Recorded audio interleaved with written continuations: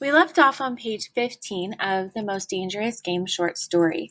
I'm going to read with you as the first read, pages 16 through 18. You're going to go back then and write 3 annotations. You can choose where you place the annotations, but you are going to write them with your metacognitive bookmark. You can find the bookmark on your assignment where you found the short story. It says annotation bookmark. I'm going to open this with Cami so that I can have both the short story open and my bookmark. So you're going to listen to me read. I will give some commentary while I read pages 15 through 18. Then you're going to go back and write 3 annotations. The topics that you're going to be writing an annotation for are the effects of hunting, I'm going to show you how I'll write 1 annotation using a comment on Cami. So again, after you do a first read by listening along with me, you are going to go back and write 3 annotations as a second read. We'll come back together as a whole class and do a third read where you'll transfer your analysis into a product of writing. So we're connecting our reading analysis with our writing, and that shows your learning. So let's get going on page 16. We left off with Rainsford and Zaroff having a conversation about how because Rainsford doesn't want to join Zaroff in his hunting of people or humans on the island, now Rainsford is becoming the prey or the person being hunted. And this is a really interesting dynamic because Rainsford and Zaroff are matched, or they're equal in their hunting abilities. And so at this point, we don't know who could best the other one, but we do know that Zaroff is going to be hunting with a gun and with really intricate knowledge of the island and the jungle. Rainsford has a knife and has never been in this jungle setting. We also looked at that metaphor of how the jungle to Rainsford was like this web where he was trapped and he's already at a disadvantage. So not really a fair fight, but we're going to see who has the best hunting instincts. So we'll start off here where Zaroff is telling Rainsford sort of the rules of how he is going to be hunted. And Zaroff says, "Hunting at night is so much more exciting than by day, don't you think? Au revoir," which means goodbye, Mr. Rainsford, au revoir. General Zaroff, with a deep courtly bow, strolled from the room. And this is ironic because Zaroff is about to attempt to murder Rainsford, but he's also sort of giving off this air as being someone who's very kind or polite. So we have situational irony there. From another door came Ivan, who's Zaroff's servant. Under one arm he carried khaki hunting clothes, a haversack of food, a leather sheath containing a long-bladed hunting knife. His right hand rested on a cocked revolver, thrust in the crimson sash about his waist. So Ivan's giving him the tools, Rainsford the tools that he'll be given in this hunting match. Rainsford had fought his way through the bush for 2 hours. "I must keep my nerve, he said through tight teeth. So now he's running away from Zaroff to get some head start on the hunting game. He had not been entirely clear-headed when the chateau gate snapped shut behind him. His whole idea at first was to put distance between himself and General Zaroff, and to this end he had plunged along, spurred on by the sharp rowers of something very like panic. Now he had got a grip on himself, had stopped, and was taking stock of himself and the situation. He saw that straight flight was futile, or not going to work. Inevitably, or in the end, it would bring him face to face with the sea. Because he's on an island, right? He can only escape for so long, for so far. He was in a picture with a frame of water, and his operations clearly must take place within that frame. So he's realizing that this is going to be a complicated game. It's going to have to be strategic. "I'll give him a trail to follow," muttered Rainsford, and he struck off from the rude path he had been following into the trackless wilderness. Really good dialogue there. There's a dialogue tag of how he's saying the quote to himself, and then it gives us the body language that follows that dialogue. He executed or went through a series of intricate or detailed loops. He doubled on his trail again and again, recalling all the lore or stories of the fox hunt and all the dodges of the fox. Night found him leg weary, with hands and face lashed by the branches on a thickly wooded ridge, so he's exhausted. He knew it would be insane to blunder on through the dark, even if he had the strength.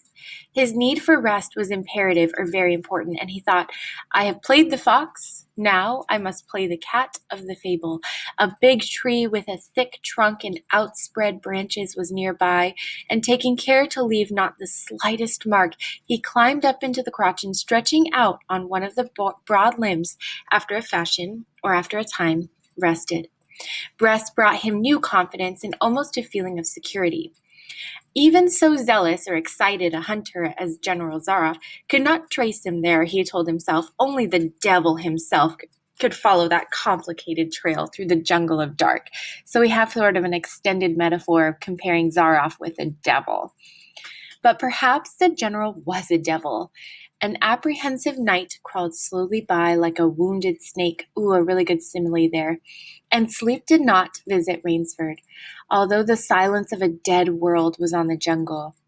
Toward morning, when a dingy gray was varnishing the sky, ooh, really good sensory detail, the cry of some startled bird focused Rainsford's attention in that direction. Something was coming through the bush, coming slowly, carefully, coming by the same winding way Rainsford had come. He flattened himself down on the limb and through a screen of leaves almost as thick as tapestry. Ooh, good simile. He watched. That which was approaching was a man. It was General Zaroff. He made his way along with his eyes fixed in utmost concentration on the ground before him. He paused, almost beneath the tree, dropping to his knees and studied the ground.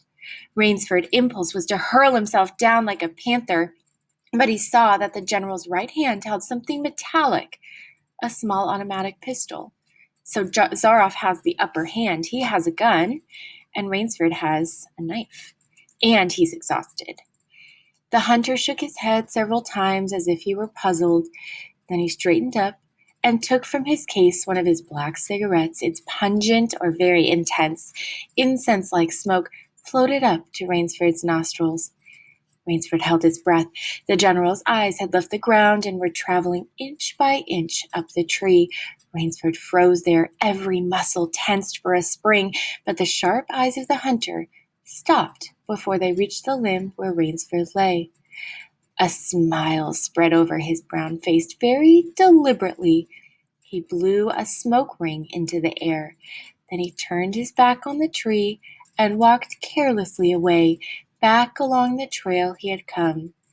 The swish of the underbrush against his hunting boots grew fainter and fainter. The pent-up air burst hotly from Rainsford's lungs. His first thought made him feel sick and numb. The general could follow a trail through the woods at night. He could follow an extremely difficult trail. He must have uncanny or very powerful powers. Only by the merest or smallest chance had the Cossack failed to see his quarry, or what he was hunting. Rainsford's second thought was even more terrible. It sent a shudder of cold horror through his whole being. Why had the general smiled? Why had he turned back? Rainsford did not want to believe what his reason told him was true, but the truth was as evident or clear as the sun that had by now pushed through the morning mists. The general was playing with him. The general was saving him for another day's sport. The Cossack was the cat, he was the mouse. Then it was that Rainsford knew the full meaning of terror. I will not lose my nerve. I will not. He slid down from the tree and struck off again into the woods. His face was set, and he forced the machinery of his mind to function. 300 yards from his hiding place, he stopped where a huge dead tree leaned precariously, or strangely, on a smaller living one. Throwing off his sack of food, Rainsford took his knife from its sheath or holding place and began to work with all his energy. The job was finished at last, and he threw himself down behind a fallen log 100 feet away. He did not have to wait long. The cat was coming again to play with the mouse. Following the trail with the sureness of a bloodhound came General Zaroff. Nothing escaped those searching black eyes, no crushed blade of grass, no bent twig, no mark, no matter how faint in the moss. So intent was the Cossack on his stalking that he was upon the thing Rainsford had made before he knew it. His foot touched the protruding bough that was the trigger. Even as he touched it, the general sensed his danger and leaped back with the agility of an ape. But he was not quite quick enough. The dead tree, delicately adjusted to rest on the cut living one, crashed down and struck the general a glancing blow on the shoulder as it fell. But for his alertness, he must have been smashed beneath it. He staggered but did not fall, nor did he drop his revolver. He stood there, rubbing his injured shoulder, and Rainsford, with fear again gripping his heart, heard the general's mocking laugh, or making fun of him, ring through the jungle. "Rainsford," called the general, "if you are within sound of my voice, as I suppose you are, let me congratulate you. Not many men know how to make a Malay man-catcher. Luckily for me, I too have hunted in Malacca. You are proving interesting, Mr. Rainsford. I'm going now to have my wound dressed. It's only a slight one, or small, but I shall be back. I shall be back." When the general, nursing his bruised shoulder, had gone, Rainsford took up his flight again.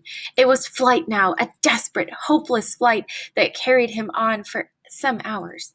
Dusk came, then darkness, and still he pressed on.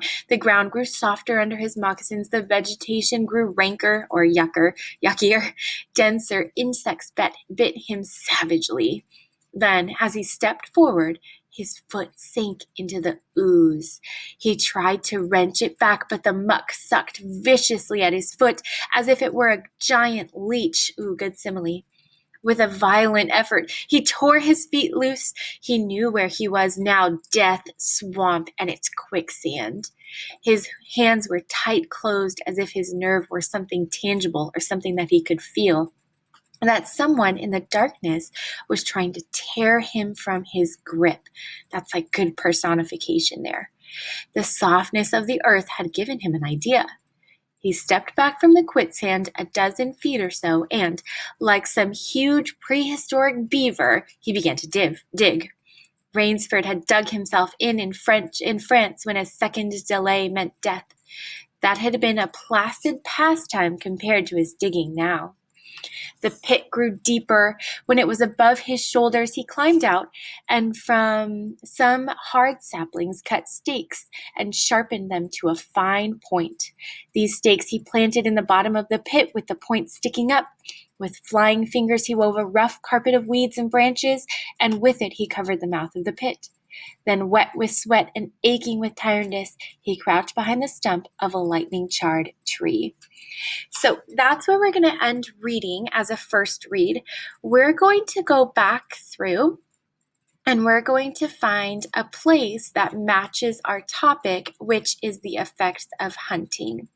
So I'm going to find this place. This stuck out to me when I was reading. That matches my topic, which is the effects of hunting. I'm going to choose my highlight feature that says, what am I looking for? Markup, I think? Yeah. The color doesn't matter. I'm going to choose pink because that's the mood I'm in today.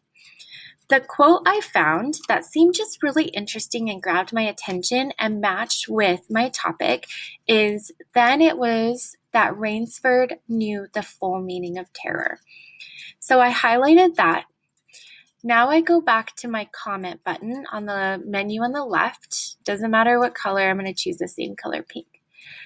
I tap near that evidence that I found. On the comment box, I'm first going to choose a skill. So this is where I have to go back to my bookmark. I'm going to choose the skill of